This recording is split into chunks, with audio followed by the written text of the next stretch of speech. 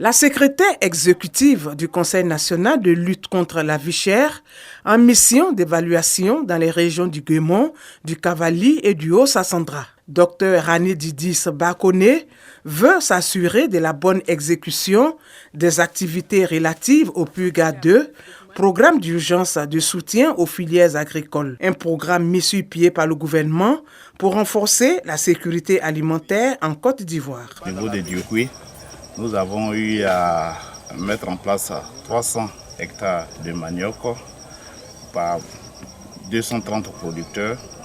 Nous avons eu à faire 16 hectares de maïs pour 31 producteurs et 78,325 hectares de culture maraîchère pour 118 producteurs et 23,5 hectares de bananes pour 23 producteurs. Nous sommes vraiment ravis des résultats que nous constatons aujourd'hui avec Madame Beibo, dont nous avons pu visiter la parcelle et voir la réalité en fait de l'appui du gouvernement aux producteurs.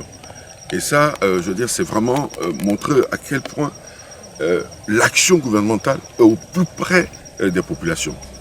Et moi, quand je vois la satisfaction de Mme Beibo et toutes les femmes productrices de son association, les femmes veuves de Diokoui, qui bénéficient du programme donc PUGA 2, nous ne pouvons que aller rendre compte au gouvernement de la satisfaction des différents acteurs.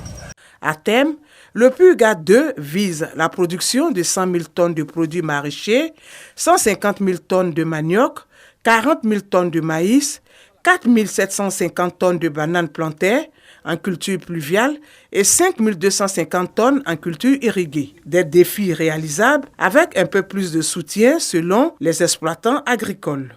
Rappelons que, dans le cadre du PUGA 2, démarré en 2022, les exploitants agricoles ont déjà bénéficié de semences d'engrais, de tracteurs, de tricycles et de bennes.